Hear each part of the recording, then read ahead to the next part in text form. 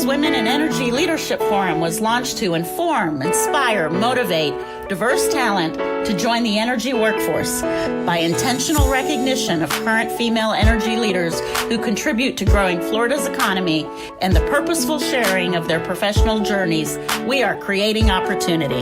Join me each week as we meet new leaders in energy and listen to their important roles in an industry that is vital to the country's future.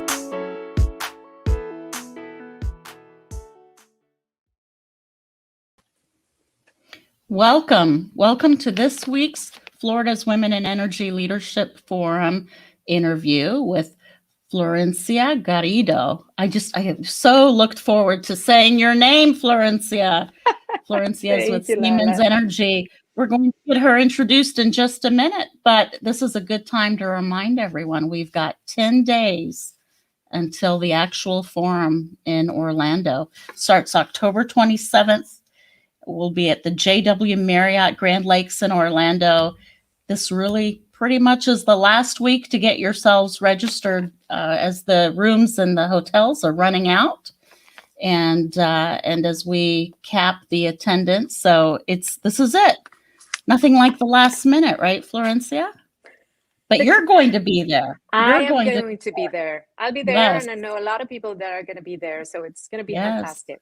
And your company has sponsored the forum, and I look forward to highlighting your participation and all of the wonderful things that you're doing related to energy initiatives, resilience, your equity, diversity, and inclusion initiatives, just really how you put your colleagues forward. But let's start with who you are and what you do with your company.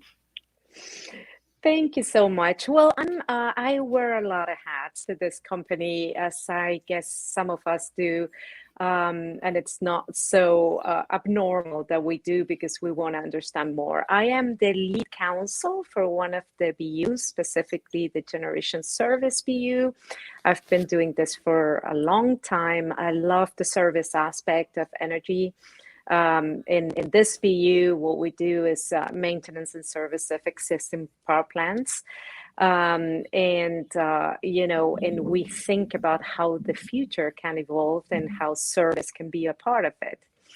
I also wear the hat of being the lead for Networks of Networks, and the I&D Council, just formed I&D Council, chaired by our CFO and Chief Diversity Officer, Maria Ferraro.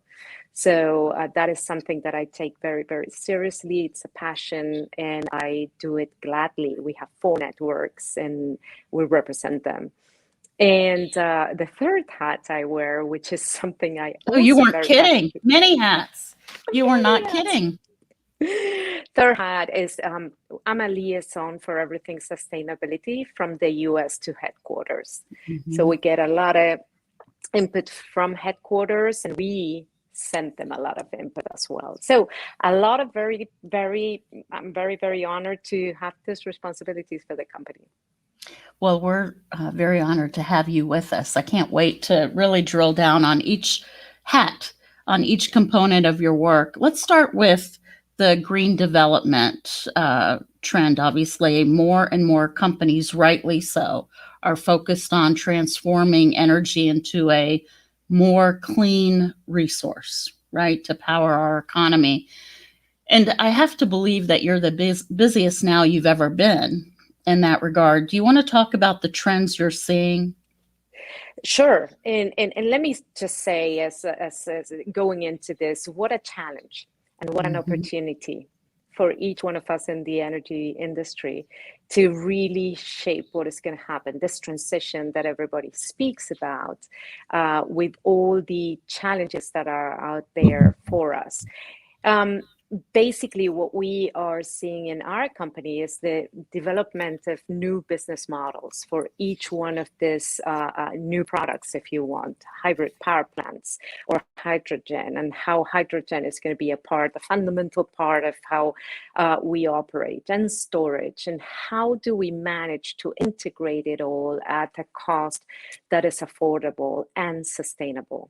And I think that is the biggest challenge at the moment, trying to figure out how this is something that can work globally because we're going to see the disparity in the economies of each one of the countries, right? There are going to be countries that fundamentally can go into this and say, fantastic, this is my roadmap, and I'm going to subsidize each part of this transition.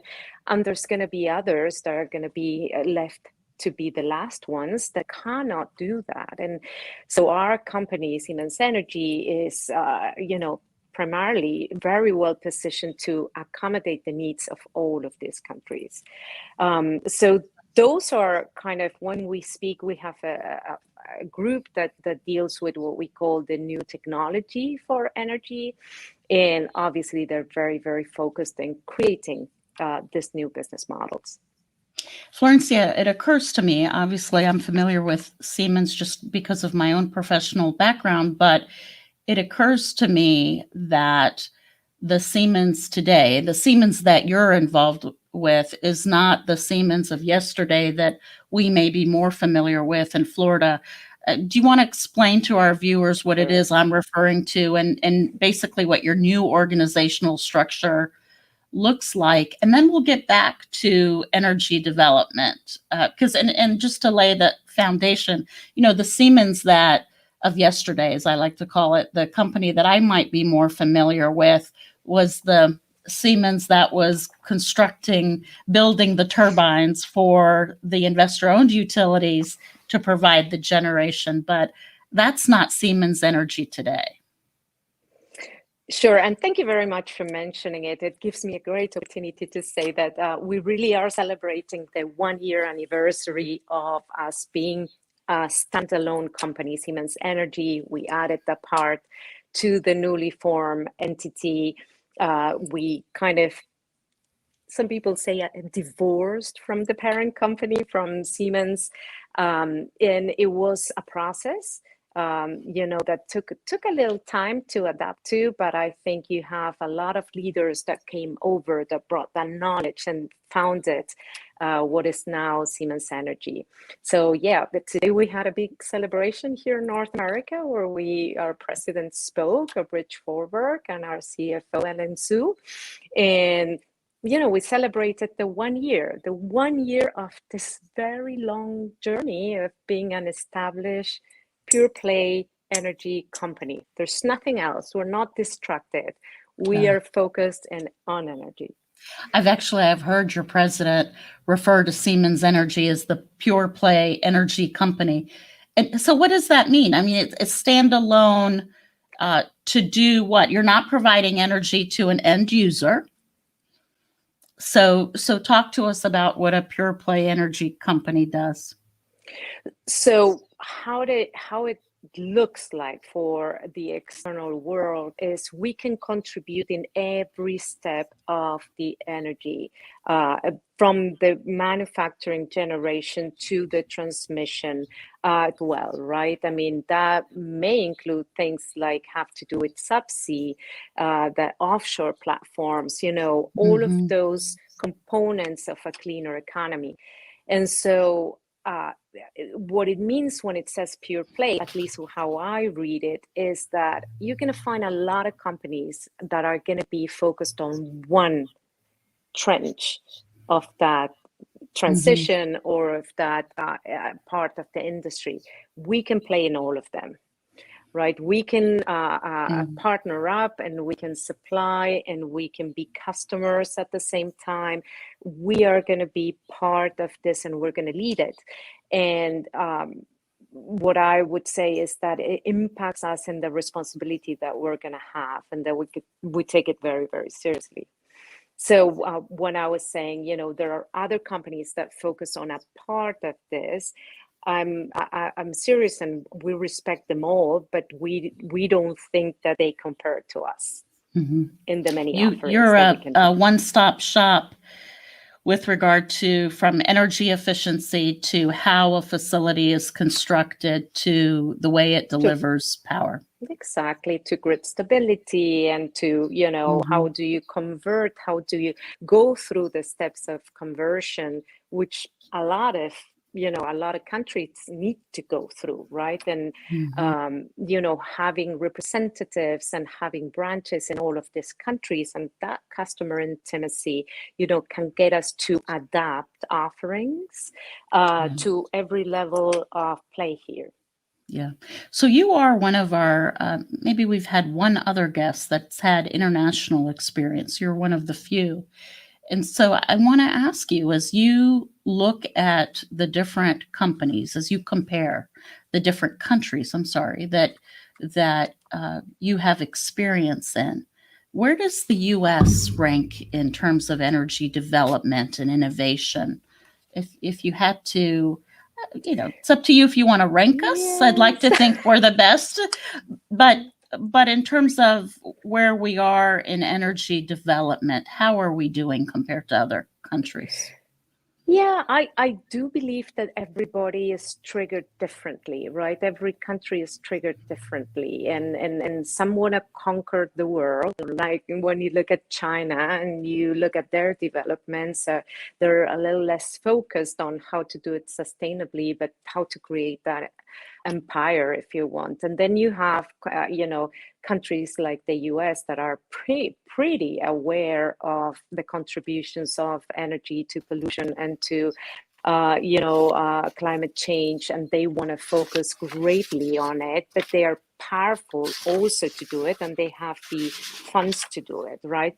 And so and then you have other countries like Germany have sworn off to only mix renewables in their electricity, and here we are trying to get Germany to get a little bit more sun and a little bit more wind, because it's not enough, right? So I don't want to rank it. I know for us, for our company, this is the biggest market. Right. North America is the biggest market we have, with everything that is to come. Right? I mean, we still have to step out entirely out of coal. We still have our promises to fulfill as a country. There's great opportunity. Great opportunity here. So as I studied for this interview and really wanted to get to know you and get to know Siemens Energy as a component of the larger Siemens company, one of my immediate observations, Florencia, was there's such a focus in your company on sustainability and people. You're people driven. You are employee driven and people centric. What is the connectivity, the secret sauce for you with sustainability, people, and energy delivery? It's a great question, and to me, it's like I never think of companies as an abstract. To me, yes, of course, we talk about Siemens Energy, and we all are employees of this company. But this company alone, that name alone, doesn't mean anything. And so, to me, is you need everybody to be bought into the idea of how do we get affordable power, how do we get sustainable power for the world, right? And how do we do it in a conscious manner? And if you don't have everybody aligned and everybody wanting to deliver on that promise, you won't get there, right? I mean, the culture that you live is a culture made out of people from all around the world, and it can't be a mandate. I mean, we put visions and missions, and we try to interpret them and translate them in the many languages, but at the end of the day, it's the role modeling of each one of us and taking that accountability and that ownership, and when we say we're going to develop this new product because we believe that we need it for Nigeria, we don't look to somebody else to do it. We ask our people, what do you think we need? And we fund their initiatives. We have a lot of innovation going on in our midst, so that we don't have to look out and say like, oh, let's go. Sometimes we do, but let's go purchase that startup, right? Or let's go look outside when we have the power inside. And so the connection there comes when, the first year, in October last year, we had to put our first sustainability report. And that was the name of it, Sustainability Report. This year, we're looking at putting an ESG report. Right. And really going into integrating that aspects of portfolio and people, right? And interconnecting them to a level where we all feel that responsibility. And we all understand how we make this company more attractive. And we all understand how when other groups, companies, possible employees, people out there that want a future in the energy industry look at us, how can they feel this is an attractive company? So to me, they go hand in hand, absolutely. And you can feel it. We just had I think we still have, because we have not nominated and not told anybody who won the award, but we just had a contest of passion for energy. And I was the reviewer, the first level reviewer on anything on supply chain. Boom, blows your brain on how much. So it's internal focused. Internal. Your employees submitted proposal nominations, and the theme was passion for energy. That's very innovative. I bet it's always great for morale too. And it helps you get to know one another, doesn't it? Absolutely. And for me as a reviewer, I got to see what China was doing. I got to see what Japan was doing, what Brazil was doing, and it opens your eyes to, it's not us here, fourth floor. We call it the fourth floor here, right, where executives sit in Orlando. It's everywhere. It's each one of us that make this company be a great company. Everyone has a role to play. Totally. That's wonderful. It's, what is it they say? Teamwork is how the dream works, right? What is it you think that inspires your company? Oh, and we have an audience question that I'll get to in just a minute. What is it that inspires your company, you think, to really focus on the promotional advancement of women? And because I know these are more than initiatives for you. It is professional development. It is making sure your company leads in the area of inclusion, diversity, and equity as well. That has to be bigger than filing an ESG report. So totally. Yeah. Do you want to elaborate on that as well? Absolutely. I mean, I would say for everybody looking for facts and numbers, which I know a lot of us do as well, we have set a KPI, a target for us for 25% in leadership positions, women in leadership positions by 2025. And I know it may sound, well, we're all women in the energy industry, so maybe not sound that low for anybody. But compared to other companies, we don't sound aspirational when we set 25%. The big issue that we faced in this company when we are thinking about that target was looking at our pipeline. And when we looked at our pipeline, we realized that the more we went into the lower levels of the company, we didn't find any women anymore. And we started to question ourselves, what is going on? And set up really to try to change that, and set out programs and initiatives with succession planning, very, very intentional succession planning, which are not controversial, I would say. When companies start doing this intentionally, you create a space where others do worry and wonder, how is merit going to play a role into all of this? So we do expect to see a turnaround in the trend that we had until now. We want more women. We don't only want more women in support functions, but we also want a lot of women in the innovation and technology side of the company. So we appreciate everybody trying to work together to get us that pipeline. Absolutely. So let me go. We've got a viewer question. The question is, do you work with state government? I'll add local government as well. So do you have contracts or do you market to state and local governments? Yes, we do around the world. So it may take different aspects. We work at communal work at communal level, so municipality level. There are a lot of the newer pilots that are taking on that premise. Especially in Europe, where you have higher subsidies to try out hybrid plants or a 30% component of hydrogen in your gas turbine, then those are subsidized, and community may get that. We do work with a lot of governments around the world, or utilities that sometimes are public utilities. Yeah, municipal owned. Yes, and so we have great contacts in all of those. Wonderful. I don't know if it was targeted to understand something else about how we do it, but yes, we do.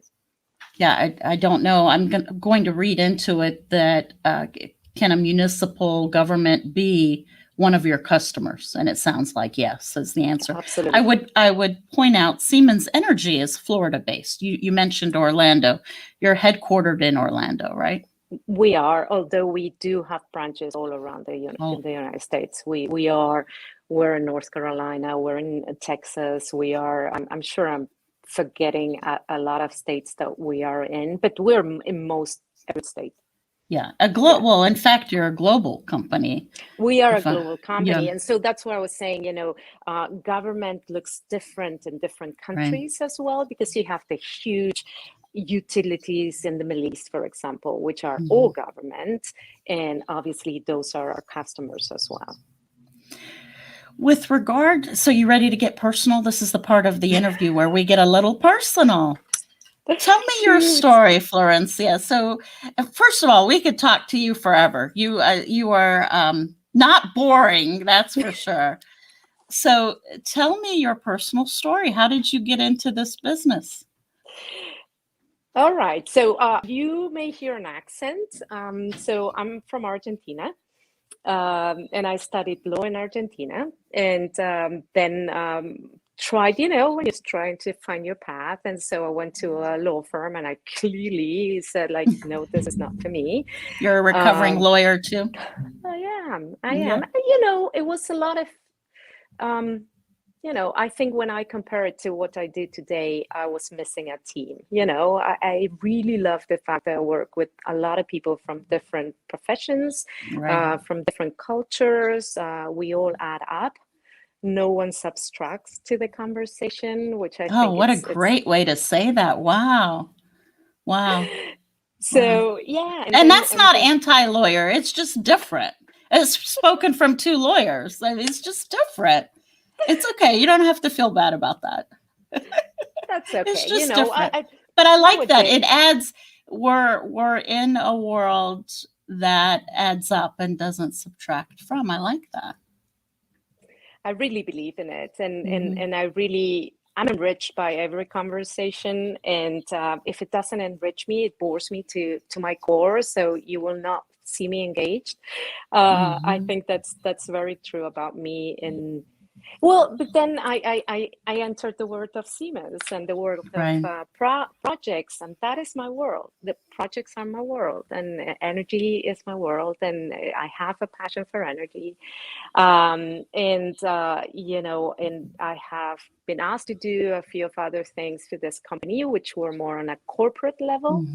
And I always want to have the contact to the operations. I really love operations. I really love to understand when you start and when you finish and when you implement, and pitfalls, and what is going on and what do you face at the moment. And that's what motivates me. And so I spent 8 years in Germany with Siemens, and after 8 years, I also made a little detour to the telecommunications industry. Really? The same company. Wow. It's pipes and lines, right? It's lines and infrastructure. It's infrastructure. It's infrastructure.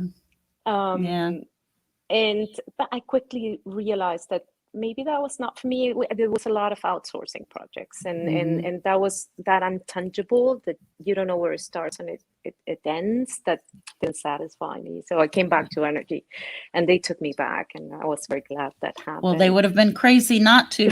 But you know, the we always try to capture the lessons learned by our interviewees for the purpose of, as you know, informing, inspiring, motivating. And what I heard you just explain was the ability to be flexible with trying these opportunities, learning from each opportunity, and being willing to try the next thing. You know, you tried it, you contributed while you were there, and knew what you didn't want to do. And I think we often talk on this program how some women still are learning how to do that and don't necessarily think they can.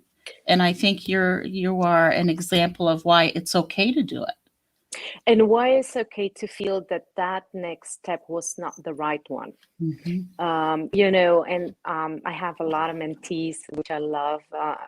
And I normally say today to them when they are doubtful about, you know, a certain opportunity that they have, I ask, what can go wrong? You know, that you don't like the job, so what? You know, at the end, you know, you're a smart person, you're going to find another job, and it's not going to be the end of the world. You know, when I took that job in telecommunications, I was like 3 months into it, I started networking back to energy because I knew for a fact that that was not going to be my future.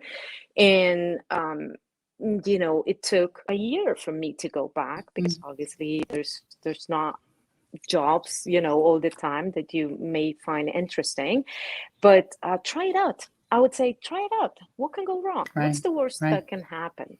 That's right.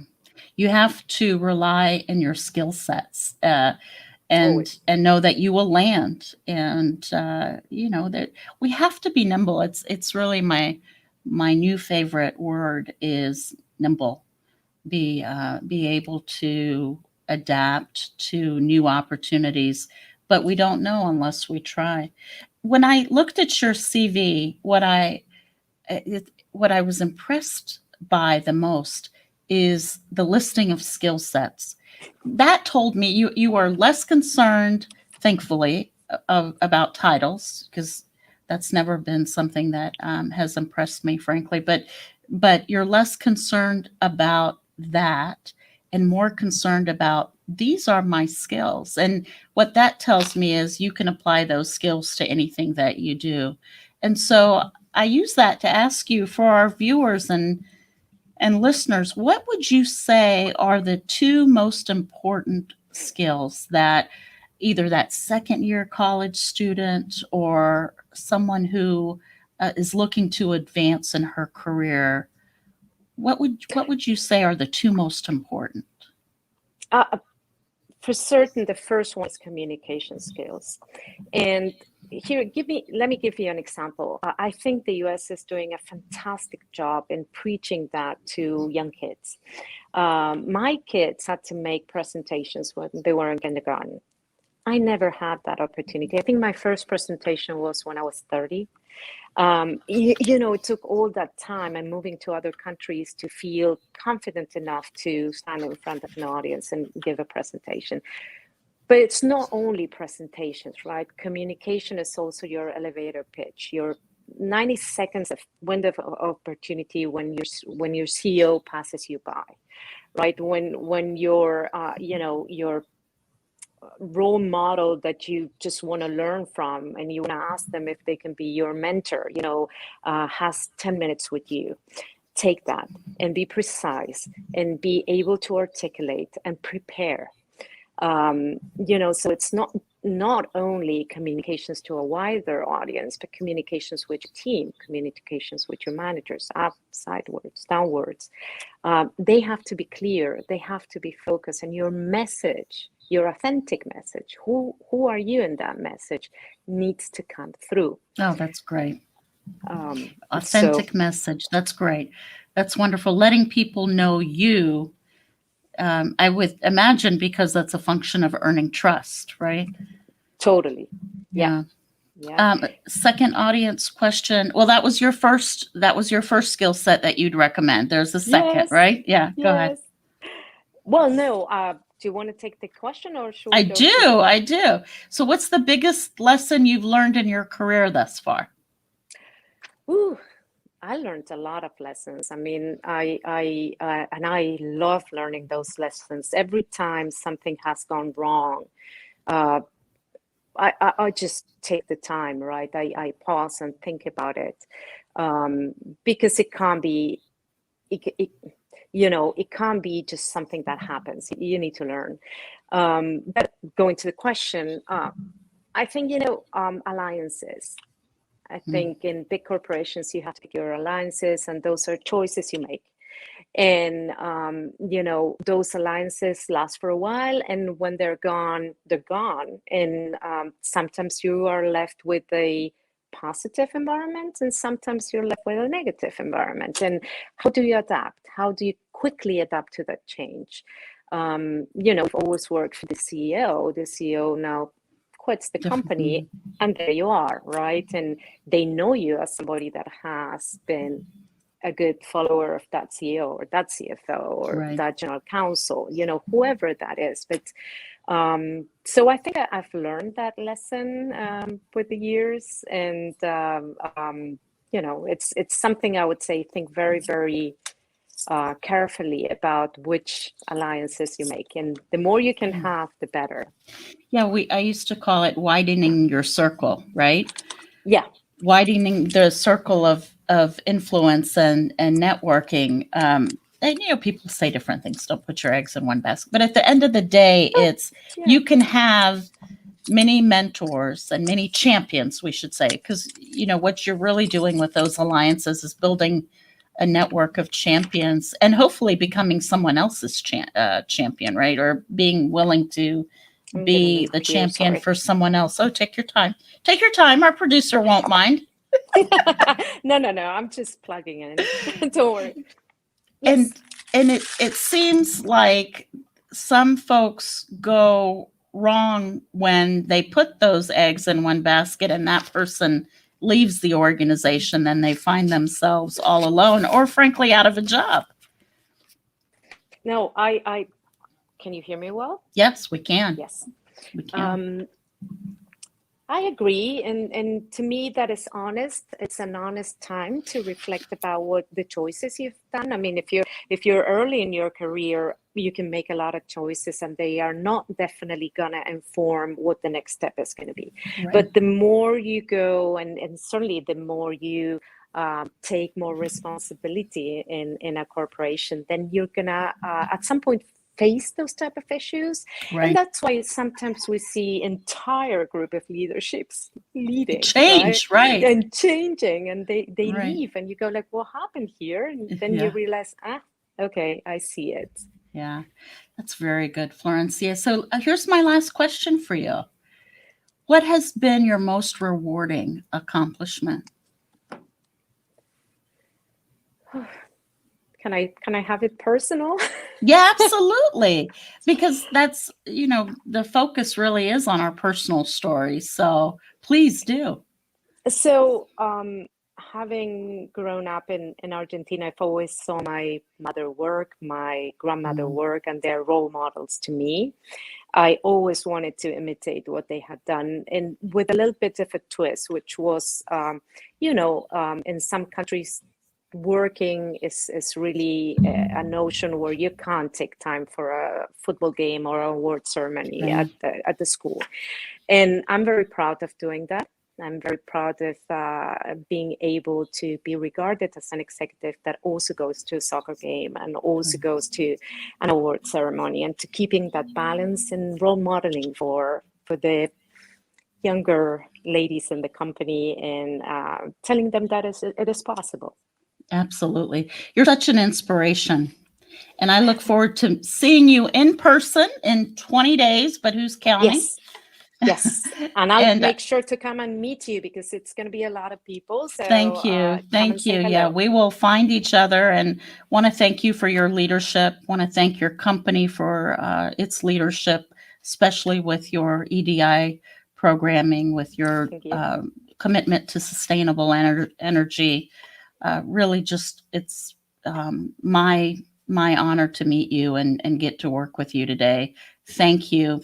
Thank you, Lala. Welcome to the forum. I look forward to many years of friendship to come. We'll Me see you too. soon. Thank you so much to you, to Ro, and to your viewers. Thank you. We'll see you.